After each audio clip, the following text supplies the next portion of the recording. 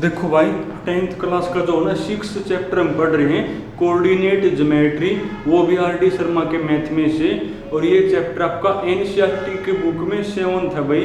और last time जो है ना हम एक्सरसाइज 6.5 में थे, और 6.5 में हमने क्या पढ़ा, अगर आपके पास किसी ट्रायंगल के वर्टिसेस हों तो आप एरिया कैसे निकालोगे, और अगर आपके पास 3 पॉइंट कोलिनियर हों तो उनमें क्या खासियत होगी। तो यहां तक हमने पढ़ा था भाई। तब क्वेश्चन देखो लास्ट में जो है ना मैंने आपको क्वेश्चन नंबर 29 करवा दिया भाई। उसके बाद जो क्वेश्चन नंबर 30 है ना वैसा वैसा मैंने आपको कई करवा लिए। तो यह आपने करना भाई। अब तुम पढ़ो क्वेश्चन नंबर 31 और 32, दोनों एक जैसे हैं भाई, तो दोनों में से कोई सा कर लो, 31 और 32। चलो हम आपको 32 करवा दो, दोनों ही एक जैसे हैं। तो 32 में क्या लिखा हुआ भाई, तो 32 में लिखा हुआ है इफ द पॉइंट्स कौन कौन से भाई, ए है मेरा -2,1, उसके बाद एक बी है मेरा भाई a, बी मेरा कौन है भाई a, b एंड सी, और सी है मेरा भाई 4, -1 है। आर कोलिनियर भाई, आर कोलिनियर भाई। एंड एक चीज आपको और गिवन है भाई, एंड क्या गिवन है, a - b इक्वल टू मेरा 1 है। और आपको कहो कि a और b की वैल्यू बताओ, a और b की वैल्यू आपने बतानी है भाई, पढ़ना एक बार। इफ का मतलब गिवन है, क्या गिवन है, एक तो ये 3 पॉइंट आपके कोलिनियर हैं, दूसरी चीज आपको एक इक्वेशन भी दी हुई है और a और b की वैल्यू आपने बतानी है। अब a और b कितने अननोन है, 2, और 2 अननोन को सोल्व करने के लिए 2 इक्वेशन चाहिए, और 2 इक्वेशन को बनाने के लिए 2 कंडीशन। अब देखो 2 कंडीशन आपको गिवन भी है। पहली कंडीशन, ये 3 पॉइंट आपके कोलिनियर हैं। अगर 3 पॉइंट मेरे कोलिनियर हैं तो area of triangle ABC equal to 0 होगा। एक तो इक्वेशन वहां आ जाएगी और एक वो खुद दे रखी है, दोनों को करके सोल्व, ए और बी आ जाएंगी। अब लिखोगे कैसे वो देखो भाई, तो सॉल्यूशन, तो इफ का मतलब गिवन है, गिवन दी पॉइंट्स कौन कौन से भाई, ए है मेरा -2,1, एक बी है मेरा भाई a, b एंड एक सी है मेरा भाई 4, -1 आर कोलिनियर भाई। कैसे पॉइंट आपके ये कोलिनियर है भाई।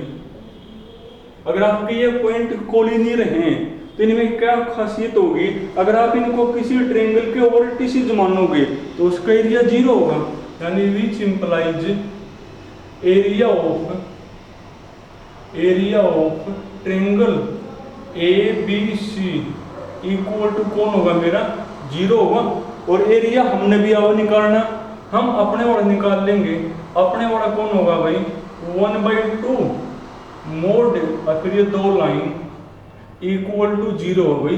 देखो अपने वाला कौन होगा, ऊपर लिखोगे x कंपोनेंट, यानी -2a और 4, -2a 4, दोबारा से फिर -2, उसके बाद नीचे लिखोगे y कंपोनेंट 1b फिर -1 और दोबारा से फिर 1।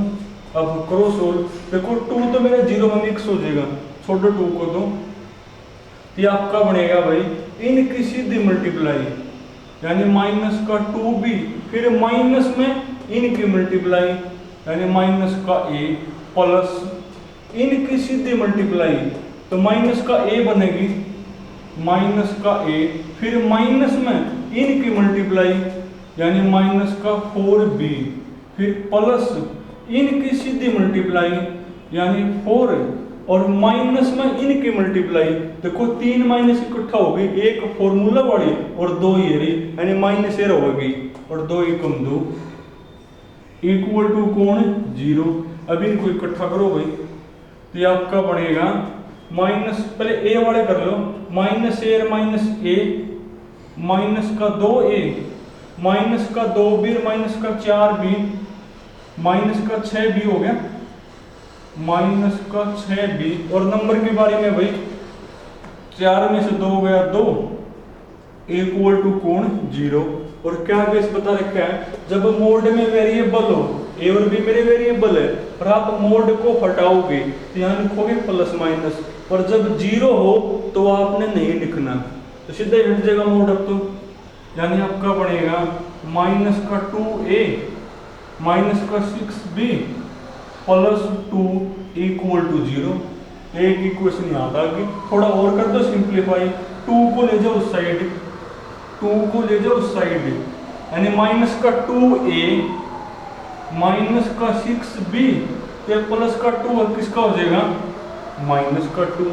थोड़ा ये और भी सिंप्लीफाई हुआ है, आप दोनों साइड माइनस का 2 तक करो डिवाइड, माइनस के 2 तक कर दो डिवाइड, और भी सिंप्लीफाई, माइनस के 2 तो माइनस का 2 कट गया, यानी a यहाँ करो माइनस के 2 तक माइनस माइनस प्लस, और 6/2 3 हो जाएगा नहीं, यानी a plus 3b equal to minus के 2 तक करो डिवाइड तो 1।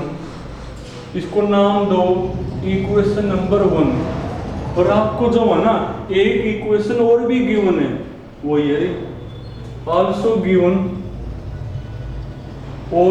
given a minus b equal to 1, इसको नाम दो इक्वेशन नंबर 2। और अब आपको ये सोल्व करनी आती होंगी, कैसे करोगे सोल्व, थर्ड चैप्टर में सीखे हैं, दोनों को माइनस कर दो, a से a कट जाएगा, करो माइनस, तो सब्ट्रैक्टिंग इक्वेशन 2 फ्रॉम इक्वेशन 1 करने एक बार माइनस, भाई a से a कट गया, 3b और ये माइनस माइनस फिर प्लस हो जाएगा, 3b में b जोड़ियो 4b इक्वल टू 1 से 1 कट कर 0, यानी b की वैल्यू कौन आ गई 0/4 यानी 0 होगी। और ये b की वैल्यू चाहे यहाँ रखो चाहे यहाँ रखो a आ जाएगा। चलो मैं इसमें रख दूं, तो फ्रॉम इक्वेशन 2 रखो भाई, तो जहां पर b वहां लिखो 0, ये तो पूरा पूरा 0 ही हो गया, तो a इक्वल टू कौन होगा मेरा, a इक्वल टू होगा 1, ये होगा। तो भाई a और b की वैल्यू बतानी है, a और b आपके दो अननोन है, और दो अननोन को सिंप्लीफाई करने के लिए दो इक्वेशन चाहिए, और दो इक्वेशन को बनाने खातिर दो कंडीशन। अब दो कंडीशन कौन कौन सी हैं, एक तो 3 पॉइंट आपके कोलिनियर हैं, तो एरिया ऑफ ट्रायंगल ABC 0 होगा, एक तो इक्वेशन वहां आ गई, एक ही खुद दे हुए हैं, दोनों करके ना सोल्व, a और b की वैल्यू आ गई। तो चलो तुम ना आज यहाँ तक करना भाई, बाकी फिर कल करेंगे।